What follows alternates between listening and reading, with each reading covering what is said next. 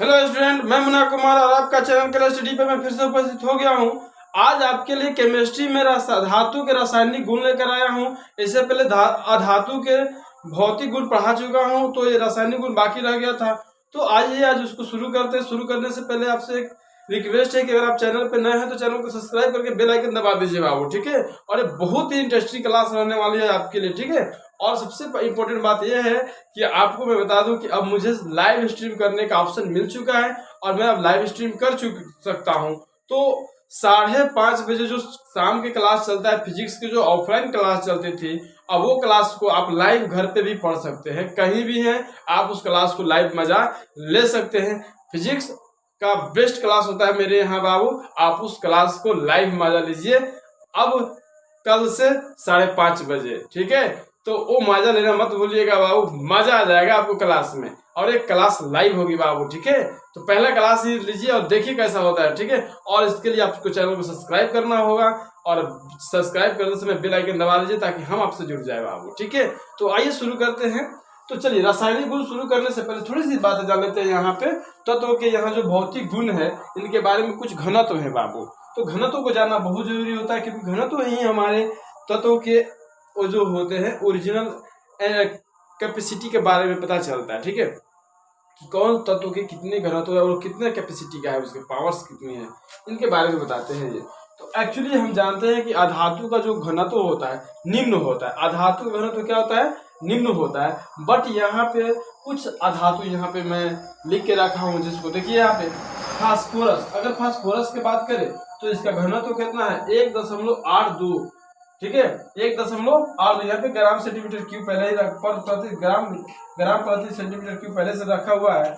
और ग्रेफाइड है बाबू 2.22, ठीक है। और सल्फर है 2.07 और हीरा है 3.51, ठीक है। इस तरह से मतलब ग्रेफाइड का 2.22, सल्फर का 2.07 और हीरा का क्या हो गया 3.51। तो इस तरह से आप इसको याद रख सकते हैं बाबू, ताकि आपको एग्जाम में अगर कहीं मान लीजिए हीरा का ही घनत्व तो पूछ देता है तो कितना याद रहेगा तब ना। हीरा का घनत्व अगर पूछता है तो 3.51, और इसके हीरा का एंगल पूछता है, कोण पूछता है तो 24 डिग्री कोण होता है इसका। अगर इसका अपवर्तनांक पूछता है, अपवर्तनांक तो फिजिक्स की बातें हैं बाबू, अपवर्तनांक आएगा तो पढ़ाएंगे। अपवर्तनांक की अगर बात करें तो 2.42 होता है, ठीक है। इस तरह से आप सारी चीजों को याद रख सकते हैं बाबू, ठीक है। तो नेक्स्ट देखिए बाबू,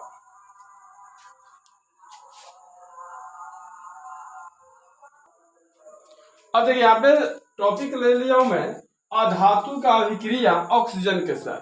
तो अधातु के ऑक्साइड अम्लीय होता है, ठीक है। अधातु का ऑक्साइड अगर हम अधातु का अभिक्रिया ऑक्सीजन से कराते हैं O2 से, तो ये क्या हो जाएगा?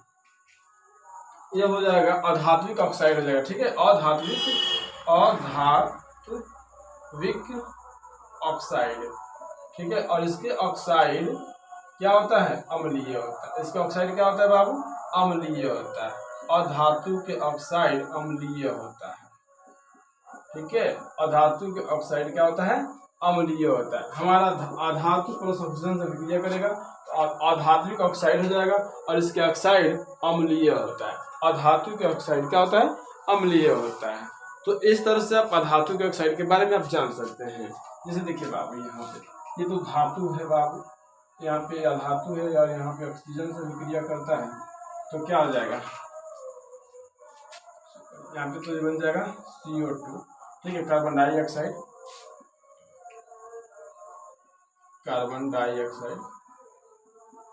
ठीक है।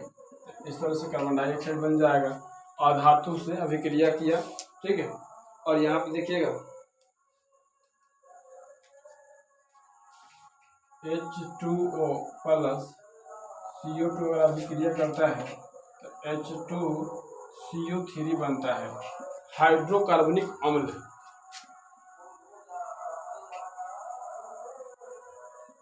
हाइड्रोकार्बनिक अम्ल, ठीक है। हाइड्रोकार्बनिक अम्ल, ठीक है। और ये अगर ये यहाँ पे अगर यही अभिक्रिया SO2 से करवाया जाए, SO2 बनता है सल्फर डाइऑक्साइड, सल्फर डाइऑक्साइड क्या होता है, सल्फर डाइऑक्साइड। और इस सल्फर डाइऑक्साइड का विक्रिया H2O से कराया जाए SO2 से, तो बन जाएगा कथी H2SO3 हाइड्रोसल्फाइड, ठीक है, हाइड्रोसल्फोनिक अम्ल हो जाएगा बाबू, ठीक है। या फिर इसी को सल्फ्यूरस अम्ल कहते हैं, इसी को सल्फ्यूरस अम्ल कहते हैं, ठीक है, सल्फ्यूरस अम्ल कहते हैं। तो ठीक है, तो आपने देखा कि इस तरह से अधातु के ऑक्साइड से हमने क्या प्राप्त कर लिया, अम्लीय प्राप्त कर लिया बाबू। तो अधातु का ऑक्साइड जो रासायनिक गुण आप पढ़ रहे हैं बाबू, अधातु के रासायनिक गुण पढ़ रहे हैं, रासायनिक गुण पढ़ रहे हैं। तो इस रासायनिक गुण में आप पढ़ रहे हैं इस चीजों को, ठीक है। तो चलिए देखते हैं नेक्स्ट सवाल का बाबू। अब यहाँ देखिए, अधातु के क्लोरीन के साथ अभिक्रिया, अधातु का अभिक्रिया क्लोरीन के साथ, क्लोरीन के साथ अभिक्रिया, अधातु को क्लोरीन के साथ अभिक्रिया कराना है। अब यह मान लीजिए कि धातु का अभिक्रिया अगर क्लोरीन से करते हैं, जैसे यहाँ पे देखिए ये P है, फास्फोरस है, और यहाँ पे Cl2 है, तो जानते हैं इसका क्या होता है, इसके मैक्सिमम वैलेंस इलेक्ट्रॉन से अभिक्रिया करता है, ठीक है। तो ये हो जाएगा PCl5, ठीक है, फास्फोरस पेंटाक्लोराइड, फास्फोरस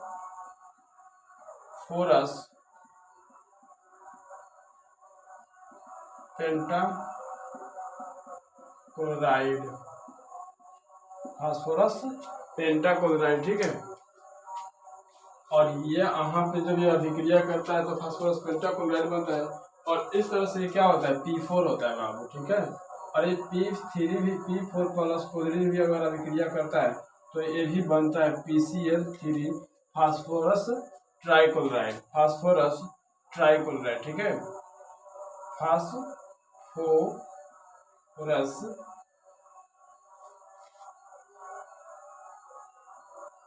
ट्राइक्लोराइड, ठीक है, फास्फोरस ट्राइक्लोराइड। अगर हम H2 से अभिक्रिया कराते हैं क्लोरीन Cl2 का, तो बन जाएगा HCl, हाइड्रोक्लोरिक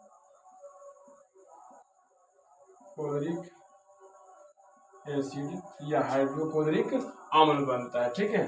तो इस तरह से हम देख रहे हैं कि अधातु के साथ अगर हमारा रासायनिक अभिक्रिया देखना है तो देखो ये अधिकतम होता है, देखिए इसका वैलेंस इलेक्ट्रॉन अधिकतम वैलेंस इलेक्ट्रॉन कितना होता है, +5 होता है, -5 होता है।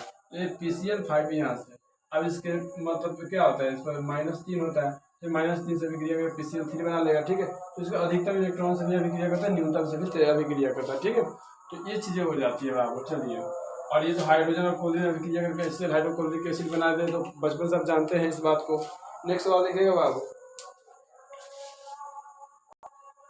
अब देखिए सवाल नंबर 3 है रिएक्शन का, कह रहा है कि अधातु का अभिक्रिया जल के साथ, तो फाइनली अधातु जल के साथ अभिक्रिया नहीं करता है। अगर आप इसको अधातु को जल के साथ अगर डालते हैं, अधातु और कोई बात है, अधातु कोई भी अधातु आप प्लस अगर आप जल लिखते हैं तो ये अभिक्रिया नहीं करता है, और ये अभिक्रिया नहीं करता है, ठीक है। आप इसको नोट कर लीजिए, अभिक्रिया नहीं करता है, नहीं करता है, अधातु जल के साथ अभिक्रिया नहीं करता है। ये बातें आपको दिमाग में गांठ पार लेना है कि अधातु जल के साथ अभिक्रिया नहीं करता है।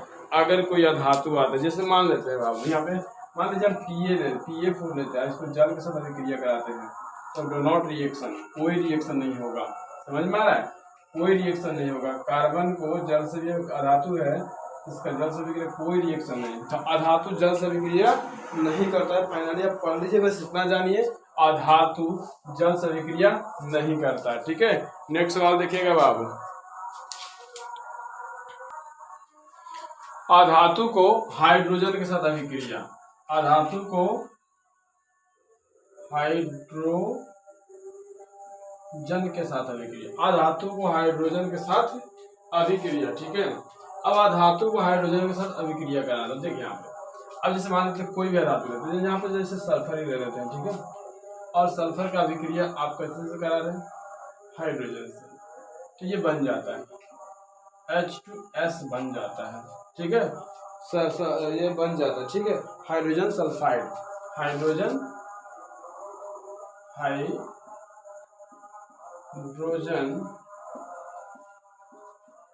सल्फाइड ये बन जाता है, हाइड्रोजन सल्फाइड बन जाता है। जैसे यहाँ पे नाइट्रोजन हो गया, अब प्लस H2 हो गया, इसको 200 ATM एटमॉस्फेरिक टेम्परेचर प्रेशर, ठीक है, ATM होता है, या 200 वायु दाब लिख सकते हैं आप इसको, या हिंदी अगर बात जानते हैं तो वायु दाब लिख सकते हैं, 200 वायु दाब लिख सकते हैं, वायु दाब, ठीक है। और 500 डिग्री सेल्सियस टेम्परेचर होता है, 500 डिग्री सेल्सियस टेम्परेचर पे अभिक्रिया करेगा तो जाके अमोनिया बनेगा, NH3 अमोनिया बनेगा, ठीक है।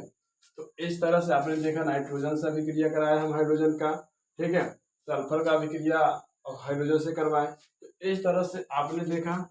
और ये हो गया हमारा अमोनिया, क्या हो गया बाबू, अमोनिया, अमोनिया, ठीक है। नेक्स्ट सवाल देखिएगा बाबू, चलिए अब यहाँ पे अधातु का अभिक्रिया अम्ल के साथ, इसके साथ अम्ल के साथ, तो अधातु प्रायः अम्ल के साथ अभिक्रिया नहीं करता है, प्रायः नहीं है, धातु अम्ल के अभिक्रिया, अधातु अम्ल के साथ अभिक्रिया नहीं करता है, लेकिन कोई स्पेशल केस में देखा गया है कि अधातु अम्ल के साथ अभिक्रिया कर सकता है, ठीक है। जैसे नाइट्रिक अम्ल और सल्फ्यूरिक अम्ल जो होता है ये अभिक्रिया कर लेता है। नाइट्रिक अम्ल HNO3 और H2SO4 ये अभिक्रिया अम्ल से कर लेते हैं, ठीक है, ये अम्ल से अभिक्रिया कर लेता है, बाकी कोई भी प्रोडक्ट नहीं कर, अम्ल से अभिक्रिया कर लेता है,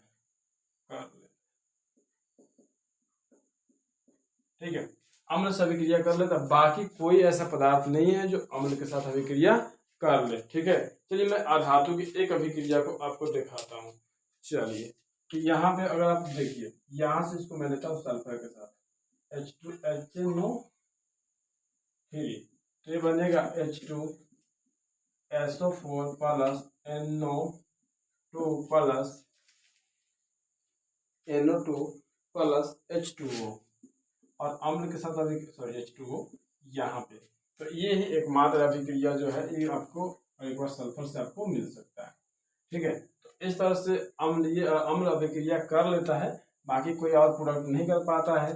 तो याद रखिएगा कि अधातु अम्ल के साथ अभिक्रिया नहीं करता है, लेकिन अगर इसमें से ये दो दिया हो तो ऑप्शन को हाँ मारेंगे, अगर ये दो नहीं दिया हो ऑप्शन को हाँ मारेंगे, ठीक है। तो आज के लिए बस इतना ही, मिलते हैं अगले टॉपिक पर अगले विचार को लेकर बाबू, तब तक के लिए जय हिंद, मिलते हैं अगले क्लास में।